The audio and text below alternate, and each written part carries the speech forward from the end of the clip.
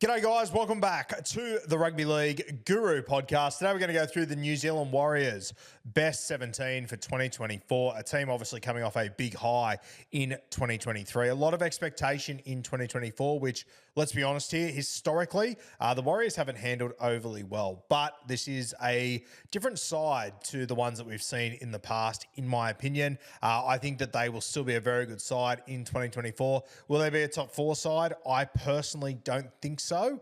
And will they be a top 8 side? I think they're going to be right on the edge. I think that in 2023, the Warriors, they were the surprise packet. I think they just shocked this competition and they played a little bit of a different brand of footy than what they have previously. And I personally think, and I said it all year, I thought it was personally pretty evident that the top teams, the good defensive side, sort of had the Warriors worked out. The other teams weren't able to handle that right edge attack. I think it will get a little bit harder for the Warriors this year. You have a look. I mean, the reality is they had a fantastic season, but didn't beat a top 4 team last year. Didn't beat Melbourne, didn't beat Brisbane, didn't beat the Penrith Panthers. They also played Brisbane during the Origin period where they had a heap of guys rested and whatnot. So the Warriors had a fantastic season, but I just question if they've got what it takes to beat those absolute top sides in 2024 once again. This goes one of two ways. They either build off the back of what they did in 23, they take it to the next level, which I personally think they've actually got the squad to be able to do, or there's a little bit of a regression. For me, I think there will be a little bit of a regression. I don't think it'll be an absolute train wreck. I think that the top 8 this year is going to be the most competitive top 8 we've ever seen. I think, honestly, there's about 13 teams that I could squeeze into my top 8 if things go their way. The Warriors, definitely one of those. At the moment, I've got them sitting sort of 7, 8, 9, 10 heading into 2024. But with signings like Roger Tuivasa-Sheck, some experience, and Kurt Capewell arriving at the club, there are a lot of positives about this season for the New Zealand Warriors. Last season with AFB, potentially last season with Sean Johnson, obviously getting older. There's a lot of moving pieces when it comes to this Wires side in 2024. They've got the team on paper. I just want to see them back it up. And I know there'll be Warriors fans at home getting upset and in the comments losing their minds, and that's fine. Said the same thing last year about the Cowboys, said the same thing about the Eels. These two teams made big jumps last year. They went from, sort of average sides. The Cowboys came from down the bottom of the ladder to make the top 4, and everyone was, hot and heavy about them at the start of the year. They were going to kill it. They were going to do this, going to do that. I just sort of said, look, it tends to be teams that make big jumps. They tend to regress a little bit in their second year. You've got all the abuse under the sun. Cowboys missed the 8. Parramatta, they made a big jump going all the way to the grand final. They missed the 8 as well. The thing that I will say that is in the Warriors' favour, once again, is that they have added Roger Tuivasa-Sheck, Kurt Capewell. They are positives. I think the squad is better, but I do still think there's a serious chance for regression, and I'm tipping them to regress a little bit. We'll happily wear it. If they don't, we'll happily fall on my sword and cop it from all you Warriors fans. I welcome it. Love the passion that you have for your side. But that's sort of where I'm sitting at the moment with the Warriors. But when I have a look through this side, there's no doubt about it. It is goddamn impressive. Now, as you guys know, I'd like to have someone on to help me with these 17s. Obviously, the Warriors, a bit of a tough gig, flying someone over from New Zealand and whatnot. So I did reach out to a Warriors fan, Anton, on Twitter. Absolute champion fella. Very, very loyal Warriors fan. Been a very loyal Guru follower as well. So I just asked him for his best 1 to 17, and he gave me a breakdown. He wrote me a Stephen King novel, which was fucking sensational, about the New Zealand Warriors. Had a read through that. I've spoken to a few other people to get my thoughts. We spoke about Roger Tuivasa-Sheck on Beers and Break Evens the other day, assuming he'd play right centre. I'm pretty confident he's going to play left centre. You can see for some training photos that way, and I sort of had it confirmed by someone at the club as well. So Roger Tuivasa-Sheck, we had that wrong on Beers and Break Evens. He will play left centre. I assume he will roam, but honestly, fuck knows. I assume everyone's going to roam, and not many of them do. Surely Roger does, but I don't have any confirmation on that with Roger. So once again, we weren't overly keen on RTS Supercoach Wise at right centre. Left centre, it's a bit of a hard pass from me, but hopefully he chimes into the attack a little bit more than your average left centre. But let's go through this side. At fullback, Chance Nickel-Clockstad. Obviously, he's been a revelation over there. He's been fantastic. I still remember when he made his debut for the Warriors years ago. Wasn't really that impressive when he first made his debut in first grade. Made the move to the Canberra Raiders, was incredible. You go back to the 2019 grand final. Jack White won the Clive that night. Chance had to come from the field with about 15 to go, simply because he'd gone too fucking hard. He was cramping up a million. Chance, a brilliant player. When you've got a guy like Roger Tuivasa-Sheck in your squad and he's not playing fullback, that is a real credit to Chance. I thought he was fantastic last year. A great signing by the New Zealand Warriors, and I think he's one of the sort of heart and souls of this side. So Chance, he'll be at fullback. The coach has already confirmed that. Roger is playing centre. I think that conversation is just about over. On the wings, these two boys pick themselves. DWZ coming off a career-high year last season on the end of that right attack. They were obviously fantastic, but I think there's a lot of tries that DWZ either scored or created that only DWZ can do. So I think that he sort of didn't get enough credit for what he did last year. A lot of people sort of, he's on the wing, on the good side. Anyone could fall over them. I think that's complete and utter bullshit. I thought DWZ was sensational last year. Marcelo Montoya, I think that when you saw Tamare Martin go down on that left side, it sort of changed their attack a little bit. Lukey Metcalf came in, more of a ball runner, and it just meant that Montoya got a little bit less ball. But I thought he was very good last season, Marcelo Montoya. Very handy player to have. Here that he is training very well once again and looking the piece. So Marcelo Montoya, DWZ on the wings, I think they picked themselves there. In the centres, really interesting conversation. We assumed Roger Tuivasa-Sheck would be on that right edge. He will be at left centre for the New Zealand Warriors. I know that Anton had him at right centre as well. That's where he'd prefer to play him. And to be honest with you, if it was up to me, I probably would play him at right centre. But it sounds like he is going to play left centre for the New Zealand Warriors. Maybe he'll roam over to the right. We'll have to see. Right centre, Rocco Berry, Pompey. You've got young Ali, who made his debut against the Canberra Raiders. I was actually down there for that game. Got sick as a dog. Shout out to you, Canberra. Ali actually obviously got injured in that game. Only lasted about 15 minutes, but I know the club holds him in very high regard. He's obviously a guy to watch in trials over the next couple of weeks. For me, though, I do think it will be Rocco Berry, son of a former All Black there. I've always liked Rocco Berry. He's been part of the CBAs for quite some time. Runs that really hard edge that SJ loves to use out there. Runs that really hard line, that they love to use out there. So I think Rocco Berry would have to be the favourite for right centre. Feel really sorry for Adam Pompey. Far from ideal for him. I thought he was really, really good last year, but good footy sides, they're hard to get into. And the Warriors, it's a damn good footy side. It's hard to get into at the moment. The halves, SJ, what a resurgent season it was last year. I thought his career was going to be over. I'm not going to lie. I've never been happy to be more wrong about a player. SJ was tremendous last season. A huge bounce back year. Unlucky not to win a Dally M medal. Definitely deserved a Dally M medal. I think there tends to be 2 or 3 guys in every season that deserve a Dally M medal, but it can only go to one person. He had a fantastic season, SJ, and hopefully he can back it up again this year. I think he really led the charge with the Warriors. He was the face of that franchise, as he should be. A real spiritual leader as well. So absolutely love SJ. His halves partner, good God, they've got some options. Tamare Martin, Chanel Harris-Tavita, Lukey Metcalf. I love all 3 of these guys. I'll be stoked to see whoever they pick. I don't care. They could have 2 injuries at 5'8", and I'll still love their 5'8". Metcalf has obviously been a favourite of mine for quite some time. I think he's a better fullback than any other position, but I mean, Roger Tuivasa-Sheck can't get a fucking fullback jersey at the Warriors. Best of luck to Luke Metcalf getting one. I think he's probably 3rd string, 5'8" there, despite having a fantastic season last year. I don't know how you can overlook Tamare Martin, Chanel Harris-Tavita. I would say Martin's probably the favourite to land that spot based on performances last year. But I'll tell you what, I was devastated when Chanel Harris-Tavita left the Warriors a couple of years ago. I think he is such a wildly talented footballer, and I reckon he'll be a real sniff as well. Trials will be very telling, I think. I think you'll see all 3 of these guys play 5'8" at some point, whether it be injury, suspension, form, whatever it is. And I'll tell you what, the halves in reserve grade for the Warriors, obviously Volkman, I don't think going to be there, needs to have shoulder surgery. The halves in the reserve grade are going to be absolutely fucking stacked for the Wars. Great position to be in. There's a number of clubs in this league that would give their right arm to have one of these halves. They've got 4 of them. So in a very good spot, the Warriors. Depth is fantastic. And they'll obviously have an eye on how they're going to move past Sean Johnson when he eventually does retire and who's going to be that guy. Very interesting to see which direction they go there. Let's have a look at the middle forwards. Aden Fanua-Blake, his last season with the Wars, he was fantastic last year. Dally M front row forward. He absolutely blew it away.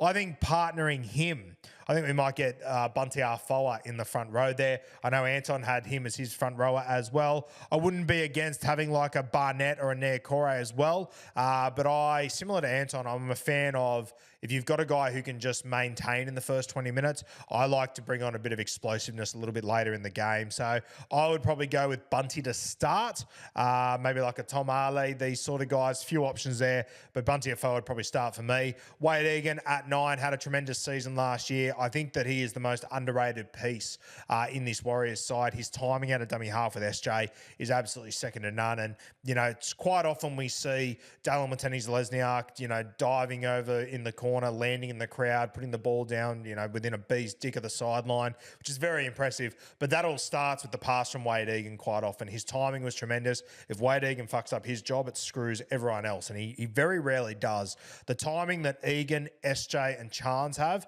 it is second to none in this league. And I think that Egan didn't get the respect that he should. A guy out of the Penrith Panthers system, I remember watching him through the grades. I really rated him.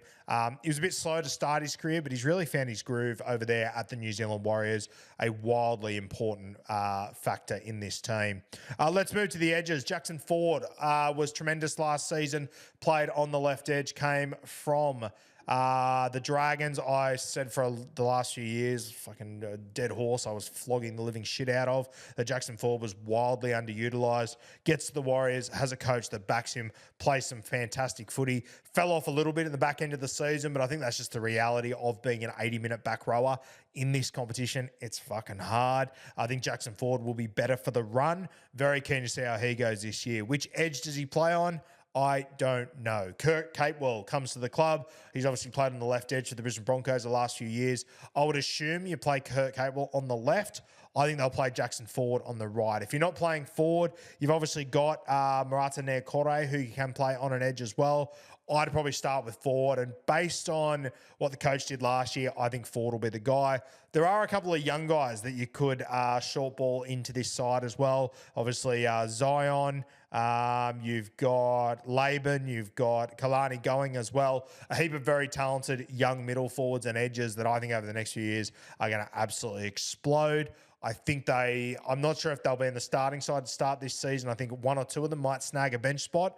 But once again, the Warriors' depth is so good that it's going to be pretty tough to get into this side. 13, the New Zealand Warriors, they have a warrior themselves there. They always tend to have this guy, whether it's a Michael Luck, a Kevin Campion, Simon Mannering. Tohu Harris has been the guy for a long time. I always look at Tohu Harris when it comes to Supercoach and think, geez, he's scoring well, but my God, he is a second away from getting injured. It feels like he's been a second away from getting injured for the last 10 years.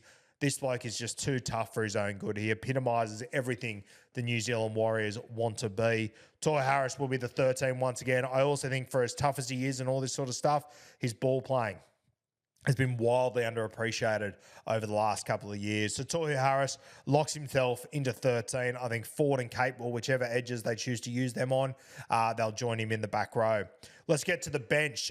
Jersey 14, utility. Obviously, you got guys like CHT, Metcalf, Tomato Martin, whoever misses out of that side could be the 14, but with a guy like Dylan Walker, a mascot junior product, I think he has to be there. The role that he comes on to play a bit of 13, the leg speed that he provides through the middle, I think Dylan Walker is just so ideal for that 14 jersey. I think there's a lot of teams in this competition that would give their left nut to have a guy like Dylan Walker coming onto the field. He just turns the game on its head whenever he comes on. So Dylan Walker, he'd be locked into jersey 14, which means you're going to have some very good halves missing out on this side, hence why the reserve grade team's going to absolutely brain it. I would have Jazz Tuivasa in jersey 15, a little bit of a different body shape, just tough as nails, very good defensively, can create a lot of second phase footy with his offloads. I love Jazz. He just seems like a good fella, seems like a good teammate. And once again, you want guys that'll put their head where most wouldn't put their foot, and that is Jazz Tuivasa down to a T. Let's have a look at Mitchy Barnett. He's got to be in this side somewhere. I would have him coming off the bench. As I said, I think in the modern game now, I think, 15 years ago, we say, the best players have to start. Your bench players are shit. It's just been completely flipped on its head the last few years. For me, rugby league is broken down into quarters, not two halves, and it's really crucial to win those certain quarters. And I think that the two middle quarters are wildly important in the modern day. And Mitch Barnett, you can bring him on. Once again, nice offload. He plays tough, good leg speed. He's got a quick play the ball. I think Mitchy Barnett is such a good player to bring off your bench with Marata Naircore, who can play centre. He can play edge. He can play as a middle. I'd be using him as a middle in this side.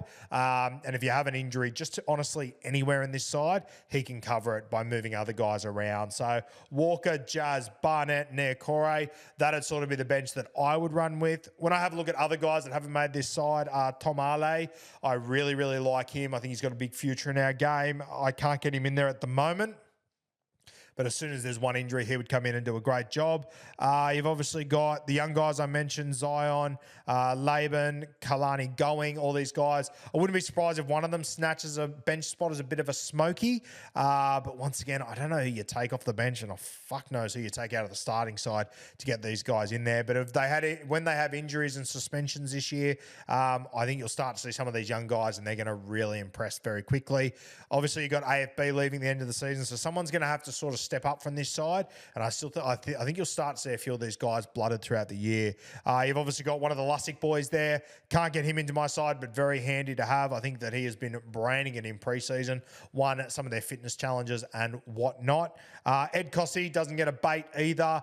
Once again, him and Adam Pompey, I don't think they'll be in the side, but they'll be great depth. Ali, the centre, I apologize, I don't know how to pronounce his last name, and I don't want to butcher it. Thankfully, there's only one Ali in this side. He obviously made his debut against the Canberra Raiders last year. I believe did a hammy 10 or 15 minutes into the game. I was obviously at that game, and I actually met his family after. They didn't have the slightest fucking clue who I was, but I got to talk to them for 10 or 15 minutes about him and where he's come from and his journey and everything.